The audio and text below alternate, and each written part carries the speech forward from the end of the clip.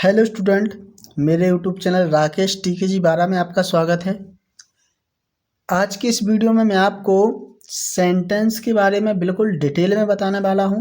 तो आप किसी भी क्लास में हो, यह वीडियो आपके लिए बहुत ही महत्वपूर्ण है, इसलिए आप शुरू से लेकर लास्ट तक ज़रूर देखें।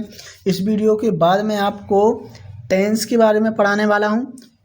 तो टेंस को पढ़ने से पहले आप सेंटेंस के बारे में अच्छे से जान लीजिए, क्योंकि अपन टेंस में सेंटेंस को ही ट्रांसलेट करना सीखते हैं।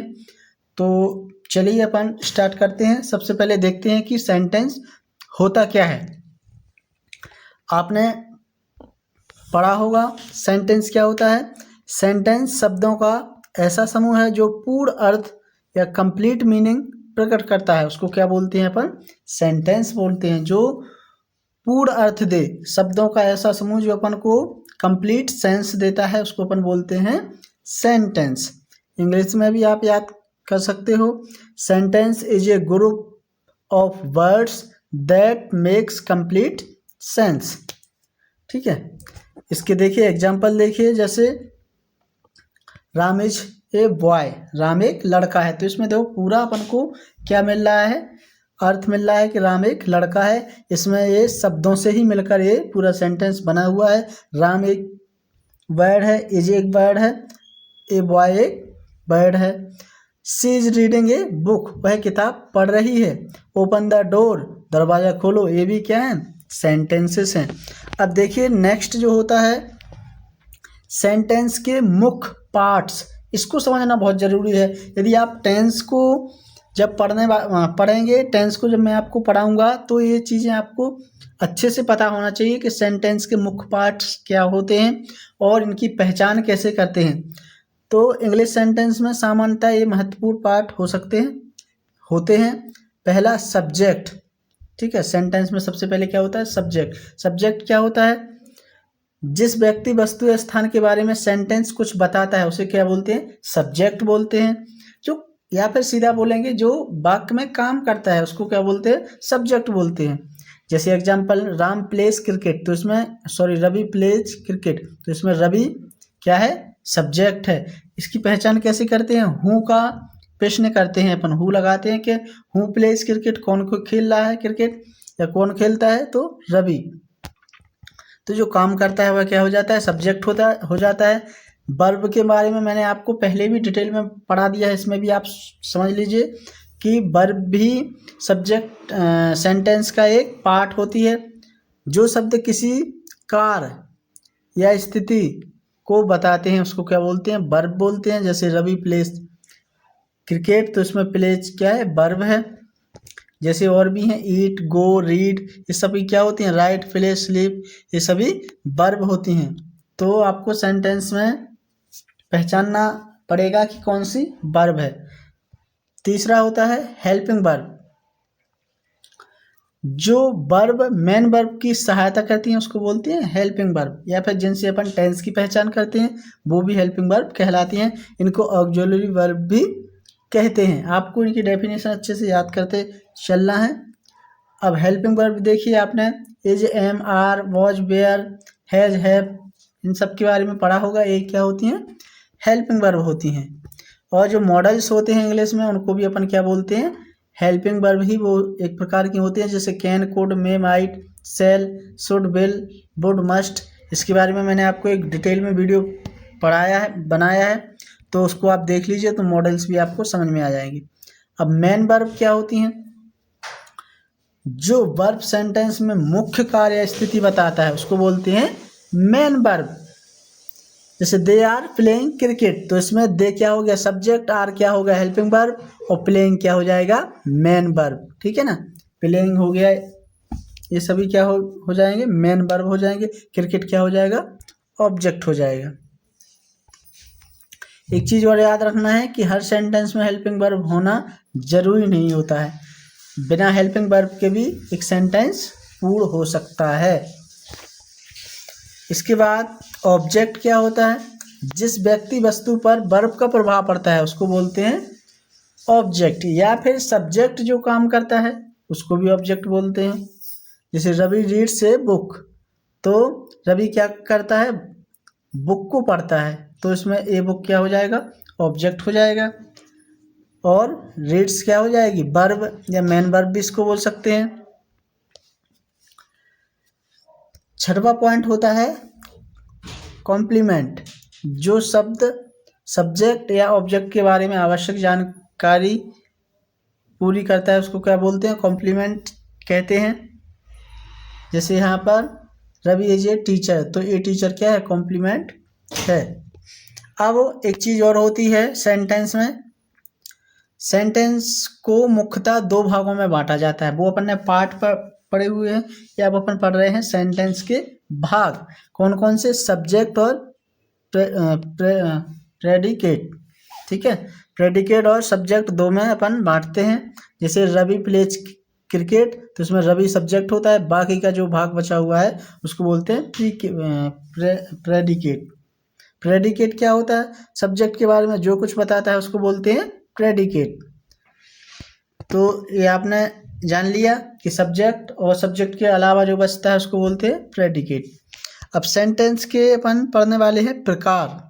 तो सबसे पहले देखिए सेंटेंस के जो प्रकार होते हैं उसमें मीनिंग या पर्पज के आधार पर कितने प्रकार के होते हैं वो देखिए। सबसे पहला होता है असर्टिव सेंटेंस।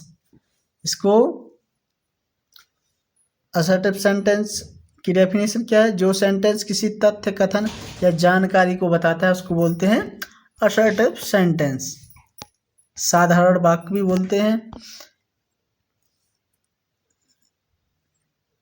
साधारण वाक्य इसमें ही शामिल रहता है और नेगेटिव भी इसमें आता है।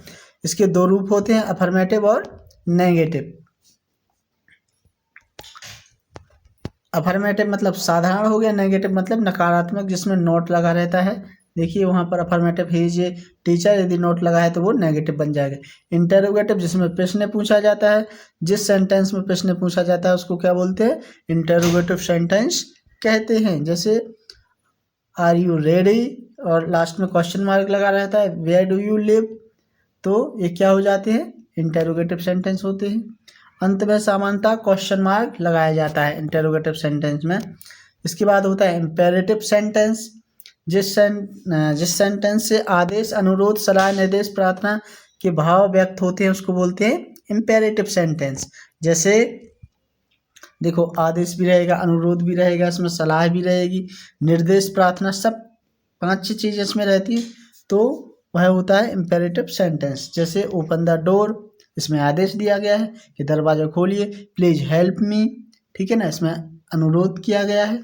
Take care of yourself, अपने आप का ध्यान रखना, इसमें सलाह दिया गया है इस सेंटेंस में। डोंट मेक ए नॉइज, ठीक है ना, इसमें प्रार्थना या निर्देश दिए गए हैं कि आवाज़ नहीं करो। तो ये इस टाइप के जो सेंटेंस होते हैं वो क्या कहलाते हैं, इम्पेरेटिव सेंटेंस कहलाते हैं। एक्सक्लेमेटरी सेंटेंस क्या होते हैं, विस्मयादिबोधक वाक्य बोलते हैं इनको। जिस सेंटेंस में तेज भावना या इमोशन जैसे खुशी, आश्चर्य, दुख आदि व्यक्त होते हैं उसको बोलते हैं एक्सक्लेमेटरी सेंटेंस।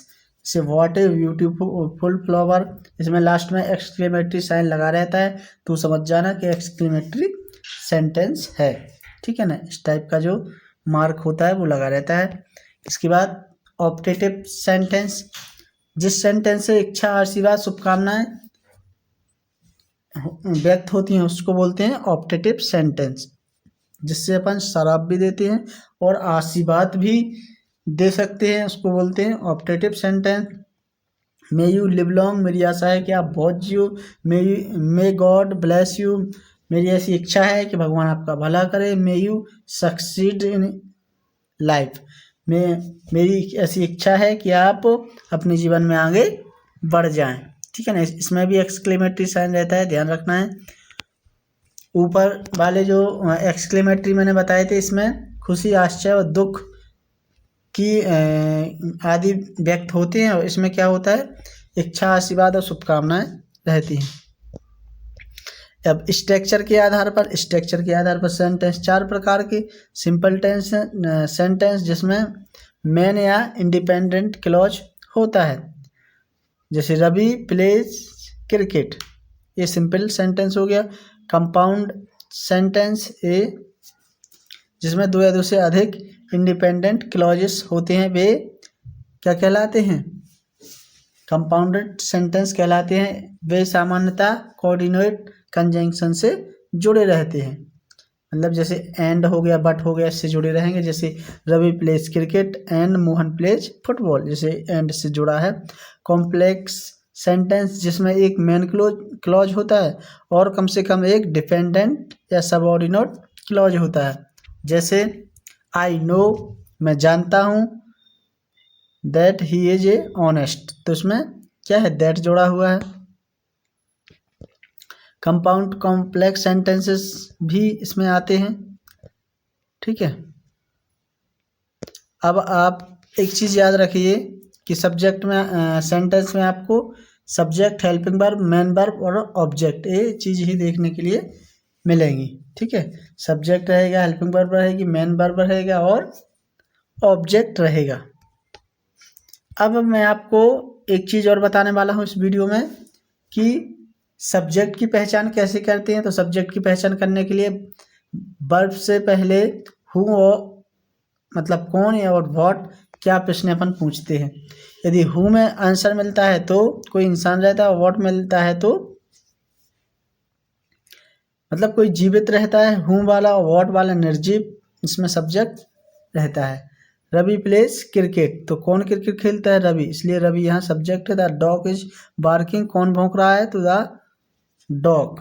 ठीक है, मेन वर्ब की पहचान के लिए क्या करते हैं? सेंटेंस में क्या काम हो रहा है इससे पता लगता है। जैसे खेल रहे हैं, इसमें रीडिंग हो रही है, तो ये क्या हो जाएंगी? मेन वर्ब हो जाएंगी। हेल्पिंग वर्ब पहचानने के लिए मेन वर्ब के साथ जो छोटी वर्ब सहायता रहती है उसको पहचानते हैं अपन। जैसे इज हो गया, एम हो गया, आर हो गया, डू, डज, ये सभी क्या होती हैं? अपने हेल्पिंग वर्ब होती हैं। इसके बाद ऑब्जेक्ट को कैसे पहचानते हैं? वर्ब के बाद व्हाट या फिर whom का अपन क्या करते हैं? क्वेश्चन करते हैं। जैसे रवि रीड्स ए बुक, तो रवि रीड्स व्हाट, क्या रवि पढ़ता है? तो ये बुक पढ़ता है, इसलिए ये बुक क्या हो जाएगा? ऑब्जेक्ट हो जाएगा। सी हेल्प्स मी, सी हेल्प्स हूँ, तो इसमें मी जो रहेगा वो ऑब्जेक्ट रहेगा। मतलब व्हाट और whom का प्रश्न करने से अपन को क्या मिल जाएगा? ऑब्जेक्ट मिल जाएगा। देखो इसमें और भी ट्रिक दी गई है। हूँ और व्हाट का करेंगे तो सब्जेक्ट, व्हाट एक्शन तो main verb, helping verb the main verb, helping verb होती है। वर्ब के बाद व्हाट और whom का क्वेश्चन करेंगे तो ऑब्जेक्ट अपन को पता लग जाएगा। ठीक है, जैसे इसमें स्टूडेंट सब्जेक्ट है, आर हेल्पिंग वर्ब है, प्लेइंग मेन वर्ब है, फुटबॉल ऑब्जेक्ट है। ठीक है ना, तो ये आपने सेंटेंस और उसके जो भाग होते हैं, उसके टाइप होते हैं, वो आपने अच्छे से पढ़ लिए हैं। इसलिए आप इस वीडियो को पूरा अच्छे से देख लीजिए और नोटबुक में लिख लीजिए और उनको याद कीजिए। फिर इसके बाद अपन पढ़ेंगे क्या? टेंस। तभी आपको टेंस समझ में अच्छे से आएंगे। जब आप ये वाला वीडियो अच्छे से देख लेंगे तो आप किसी भी क्लास में हो, आपको सेंटेंस के बारे में अच्छे से जानकारी होना चाहिए, तो आप ज़रूर इस वीडियो को पूरा देखें और अच्छे से लिख लें। ठीक है ना, तो अभी आप इतना कीजिए, फिर मिलते हैं नेक्स्ट वीडियो में। Thank you.